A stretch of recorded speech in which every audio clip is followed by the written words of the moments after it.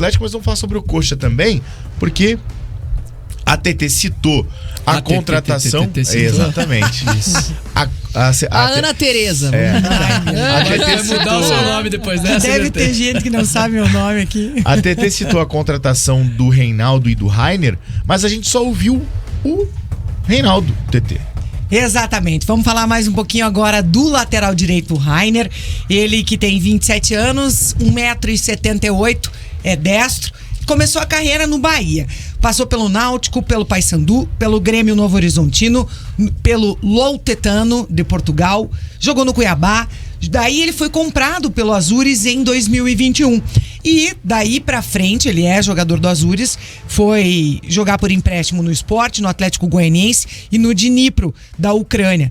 Tava lá na Ucrânia jogando a temporada 2022-2023.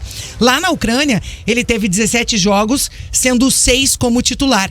Mas o que me chama a atenção e, de certa forma, preocupa o torcedor coxa branca é que ele jogou partidas completas, 90 minutos, em apenas 2 jogos.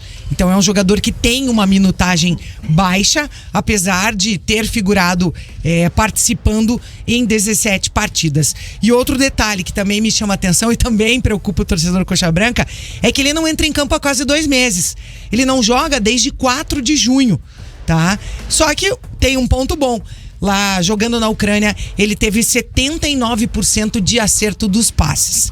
E ele foi apresentado oficialmente ontem, juntamente, né, com o Reinaldo. Coritiba, como a gente já disse, foi rápido, contratou jogadores no último dia da janela, já saíram no bid e já apresentou esses 2 oficialmente. E o Rainer fala da importância, do gostinho, como que é voltar ao Brasil. Ansioso para encontrar essa torcida, ansioso para jogar. E de voltar pro Brasil também, né? A gente tá de volta agora. Fazer um bom trabalho aí. Do Rainer pode esperar muita raça, força de vontade. E vamos juntos terminar esse ano aí, nossos objetivos conquistados. E a pergunta também a gente quer saber as características. O próprio Rainer fala como que ele é, quais são as características dele em campo.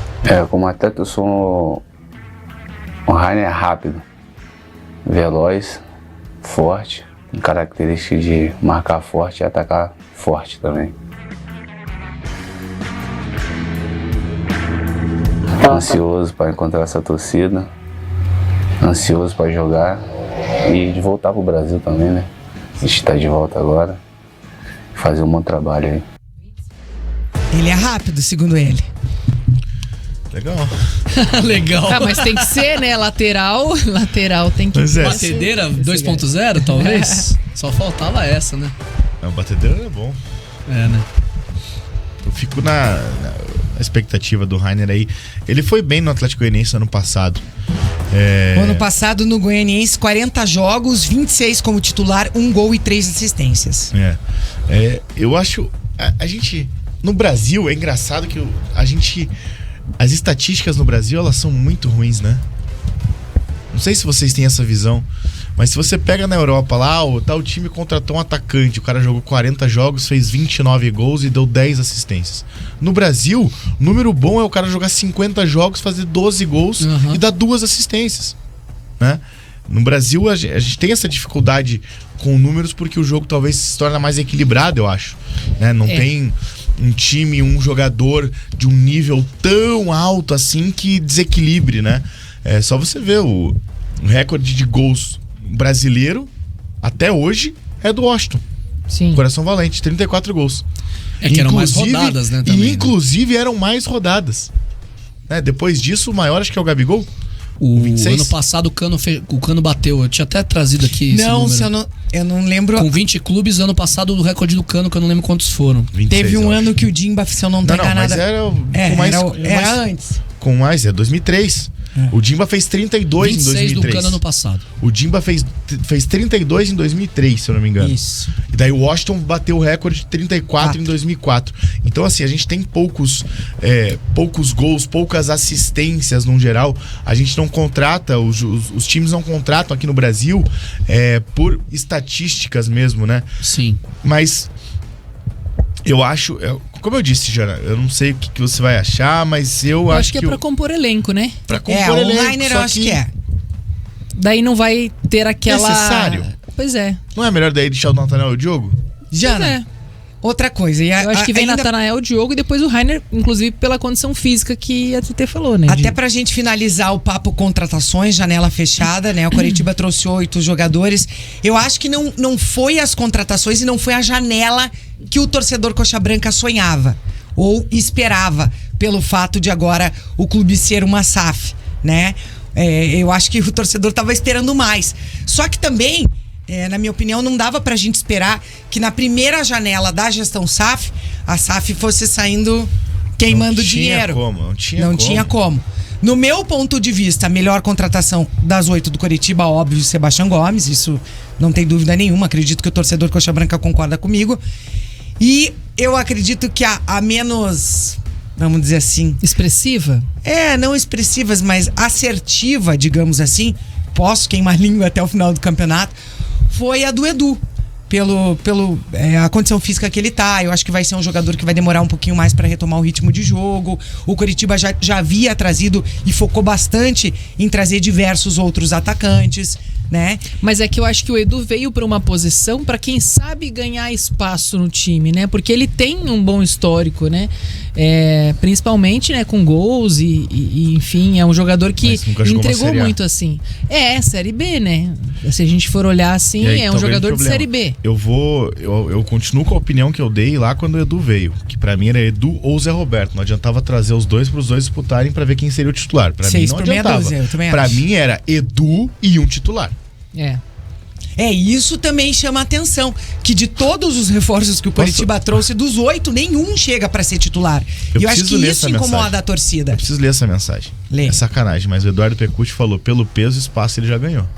Que maldade. Não, e teve alguém lá em cima no começo do programa. Agora você tá fazendo piada com... Teve alguém lá em cima no começo do programa, no início do programa, que falou assim, a hora que a gente tava contando os jogadores do Coritiba que saíram, foi que entraram, 10, né? Falou assim, vocês contaram 9, tá errado, foi 10, o Edu vale por 2. Mas o Edu, cara, eu acho ele um bom jogador, Jana. Claro que ele precisa provar na Série A, né? Só que o Cruzeiro viu que ele não tinha capacidade tanto assim pra jogar uma Série A. Tanto que o Cruzeiro foi atrás até do Henrique Dourado, que agora rescindiu o contrato, inclusive, né? Mas Gilberto, Henrique Dourado e tal, tá e quem livre joga no é o mercado, Bruno pode Rodrigues. assinar por qualquer time. Não. Série A não. Vai que prometeram pra torcida Coxa o Slimani e chega o Henrique Dourado. Imagina. Não, você é maluco. Pelo menos gol de Pinho. pênalti o Coritiba não vai perder mais. Aliás, deixa o Diogo Oliveira, mas não perde, né? Faz tempo que não perde pênalti Coritiba. É verdade. Né? O Manga acertou praticamente todos aí. Agora o Robson também tá fazendo gol de pênalti, fez 2 já essa temporada. Enfim, acho que o Coritiba falhou nessa situação. É claro que não é fácil, né? Tô falando aqui como se fosse fácil, né? Contrata um centroavante muito bom pra vir ser titular. Pô, todo mundo quer esse cara, né? Se fosse fácil, teria lá e contrataria o Pedro do Flamengo, que tá apanhando por lá. Mas ele não pode jogar mais, né? Série A em outro clube. Não, assim. Mas nesse sentido, sei assim. lá, vai que, né? Pode jogar do ano que vem, né? Se eu pudesse ter o Pedro do meu time. Quer passar uma temporada perto da Capivara, senhora, que é muito mais do que o Canguru, né? Garantiria 100%. Sei lá, é a oportunidade também de viver uma coisa diferente na carreira. Então. E o Edu também é aquele cara que, assim, por mais que estivesse bem fisicamente, ele é o cara da conclusão. Alguém precisa criar pra ele, é um cara que precisa ser alimentado, né? E eu acho que o problema do Coritiba tá mais atrás ali, né? De ter, talvez, mais opções pro meio de campo. Por isso que, na minha visão, né? Quando eu ainda falei da questão dos reforços, eu não esperava mais um zagueiro, justamente por conta de Thiago e Jean. Mas julguei positiva a contratação do Reinaldo, pelo nome que foi. E eu falei ainda nesses últimos dias, né, TT? O Coxa, pra mim, eu contrataria um lateral direito. Contratou. Não me agradou muito? Não, mas contratou um lateral direito. Um meia, pra ser o reserva imediato do Marcelino Moreno. Que não e tem. Um centroavante pra ser titular, que pode ser ainda o Slimani, que ainda não está descartado. Se vai ser ou não, são outros 500. Mas eu acho que o Slimani seria um cara pra vir e ser realmente esse camisa 9. Hoje, o Diogo Oliveira tá indo bem. Jogou 2 jogos, fez um gol na estreia contra o Fluminense. Mais do que se esperava, né? Mais do que se esperava. Deu uma assistência. Só que ele é um ponta, né? Ele é extremo. Só que ele tá jogando como centroavante. E daí, pra você ver, o Pinho virou reserva de volta. O Edu, ainda sem a forma física, nem entra. Sim. Entrou nos 2 jogos fora, mas em casa, por exemplo, contra o Fluminense, Não, e o Diogo entrou? indo bem, ele vai continuar, né? Claro. Não vai se abrir espaço para um jogador que tá com questões físicas que não tá 100%. Se continuar dessa maneira, ele fazendo uma participação em gol pro jogo. Você falou de número, né? O André 2 jogos, Ramiro uma dizendo aqui assistência. que o Rainer tem potencial, porque ele joga pela ponta, pode jogar também de ponta direita e é muito rápido. Então ele acredita na boa contratação aí do lateral direito. Aí com o tanto de extremo que o Coxa contratou, com o Lucas Barbosa, Maurício Garcês, e aí tem Robson, aí tem não sei quem, aí tem o Caio César, aí tem esse, aí tem aquele.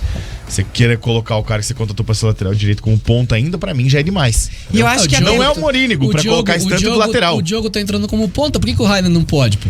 Uma coisa que eu acho que o torcedor Coxa Branca deve observar e fica bem claro nesse momento é que acabou a época de sair gastando um monte nos jogadores, né? Eu acho que todos os reforços, pelo que a gente viu, pelo que a gente tem conhecimento aqui de valores, alguns empréstimos até o final do ano, outros comprados e tal, acabou a época, pelo menos no Coritiba, pelo menos ao que parece, de sair gastando à toa, sair queimando a grana sem pensar no amanhã, digamos assim. Isso acabou. Teve gente que falou sobre isso aqui agora há pouco, eu não vou conseguir achar.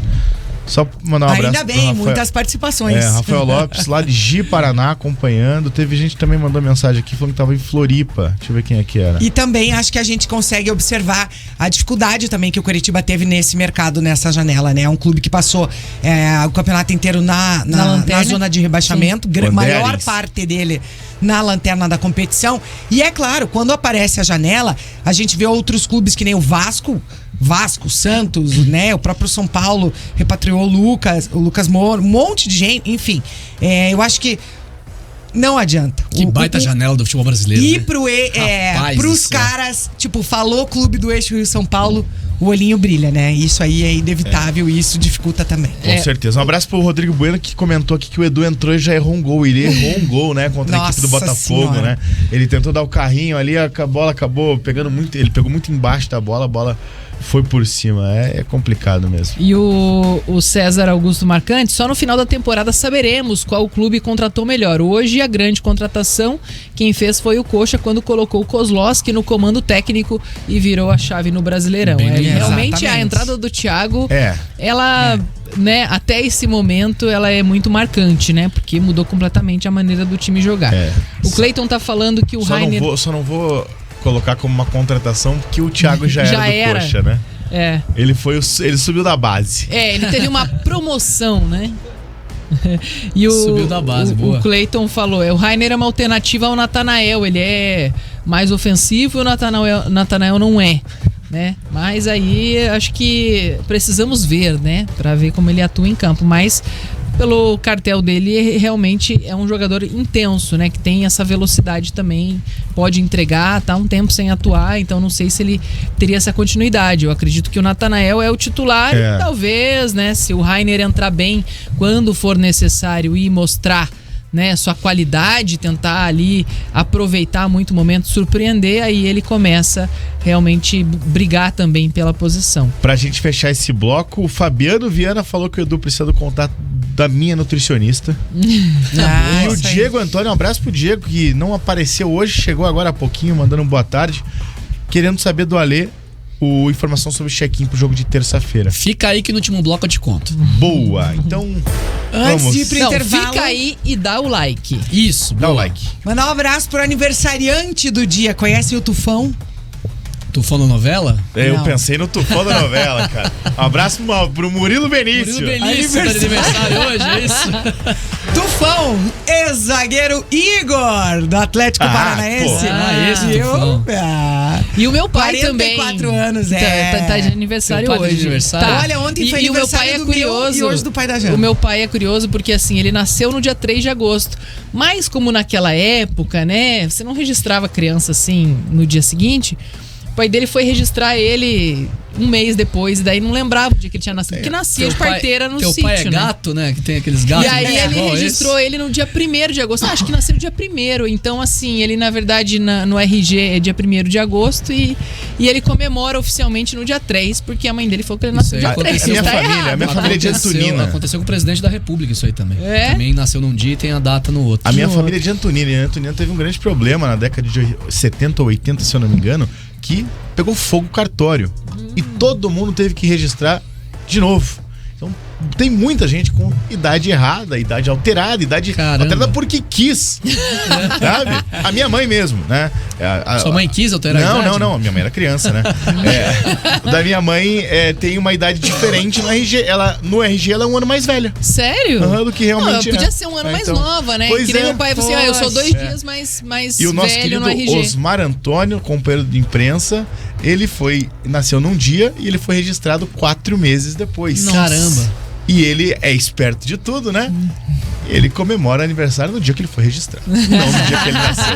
Então, um abraço Segue a todos os participando. aniversariantes. Exatamente. Segue participando conosco no YouTube. Segue participando da enquete. Quem contratou melhor, Coritiba ou Atlético?